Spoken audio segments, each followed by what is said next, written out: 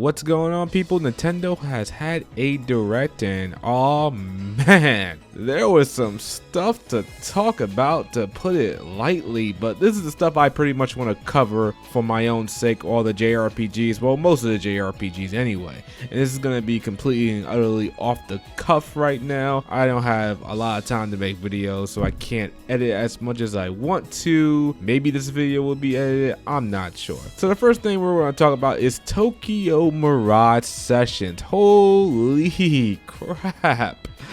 This game finally got its long-awaited port that I have been waiting for since I finished the game back on the Wii U. And I remember actually trading in my copy to GameStop. I think what happened was my old PS4 kind of got messed up and I needed a new PS4. So I was like, I gotta trade in this Wii U and all these games. And I was thinking about it to trade in Tokyo Mirage Sessions for the Wii U. And I was like, this game is probably gonna be worth a lot of money someday. And it probably still is, don't get me wrong. But I was like, I really need the trading credit right now. And I said to myself, you know what, B, they're gonna release this game again on some type of current console or on the Switch at some point. And lo and behold, that's exactly what they did. So I am entirely ecstatic for this announcement. I cannot wait to play this game in early 2020. Now it's going to be the definitive edition, so of course we're going to have all the content that Tokyo Mirage Sessions had, or at least I think that's confirmed. That's going to have a lot of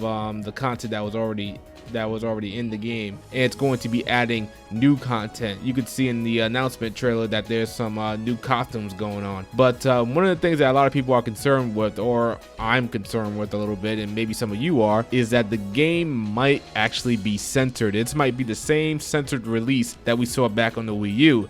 And to that I say, well, that kind of sucks. You would think that, you know, if the game was being re-released again and the Switch is getting a lot of uncensored games, whereas the PS4 and Sony is being really restrictive, this Nintendo and Switch would be really, I guess you could say, liberal, or have a lot of freedom when it comes to censored stuff or questionable content. But it's my guess that they were just using old footage of the English Tokyo Mirage Sessions when it came out on the Wii U, or maybe not. Maybe this could just be a straight port of the game and they're just gonna keep all the censored stuff. That really sucks, because they censored a lot of things, not just with cutscenes and whatnot, but they censored dungeons, images, costumes, dialogue. Some things were changed for the translation. You know, there was an entire Hot Springs DLC removed from the freaking game. Well, not removed, it just didn't make it over. You know, they just stayed quiet about it. They just left it over in Japan. And it really, I don't think it was the Hot Springs DLC was really much. They was just like visual novel segments, and that was about it. I don't know if they came with any extra stuff, but they definitely censored a lot of outfits, which I was really upset about. But you know,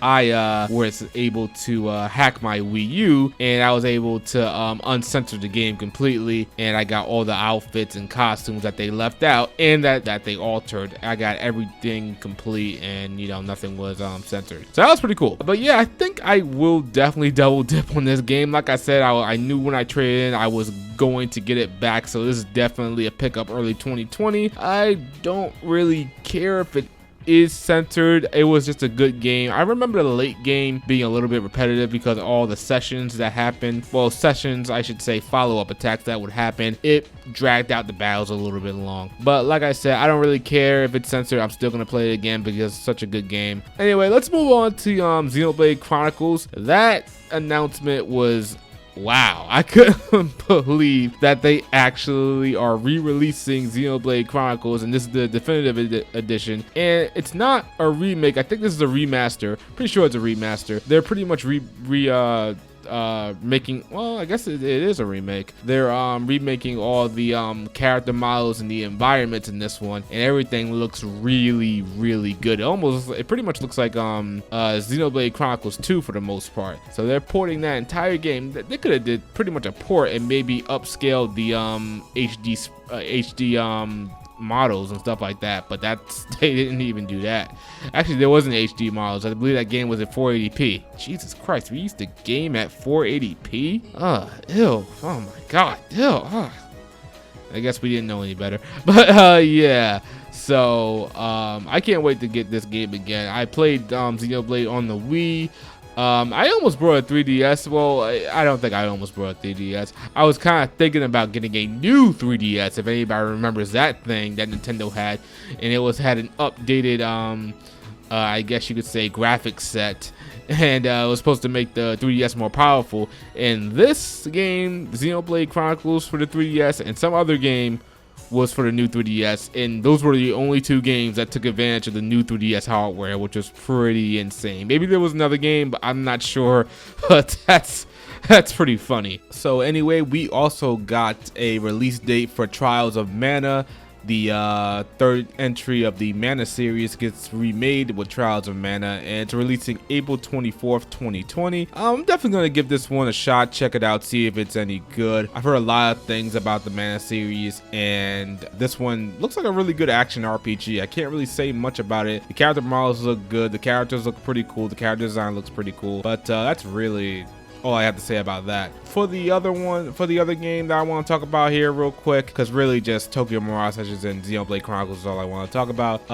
Town, Game Freak's RPG, the main team, I guess the A team of Game Freak that should have been working on Pokemon, but they were working on this game. Now it's called Little Town Hero, and that comes out this year, October 16th. I'm indifferent about this one. I'm curious to see what they mean by a challenging battle system, which relies heavily on coming up with new ideas and strategies. That should be interesting. I'm always interested in anything turn-based, so that should be pretty cool to witness. But really, that's all I want to talk about.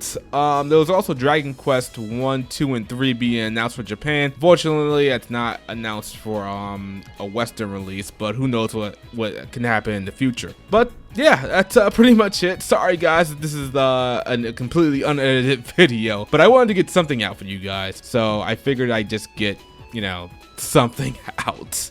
So let me know what you guys think of all of this. What do you think of Tokyo Mirage Sessions finally coming? Are you gonna get the game if it's still censored? Man, I know a lot of you, that's pretty much a moral gray area for some of you guys, so I hope maybe you guys aren't too upset about it if it's censored, but I don't think it's honestly gonna be censored. We also got that Xenoblade Chronicles. I know a lot of you gonna pick that up. Guys, think about it for a second. It's crazy because there was a time that Xenoblade Chronicles almost didn't make it to Western seas. Like seriously, we had to use Operation Rainfall to get Xenoblade Chronicles, Last Story, and what was it, Pandora's Tower. It's crazy how we live in a world that almost didn't happen, but now Xenoblade Chronicles is probably one of the best JRPGs to be released in like the last decade probably. Hey, I don't know. But yeah, that's pretty much it. Let me know what you guys think of all this news. I am out of here. Hit that like button if you enjoyed this video. Subscribe, of course, if you are new to the channel. And hey, if you want to see updates from me, hit that notification bell. Why not? I don't see why you shouldn't. That's it. I'm out of here. Peace.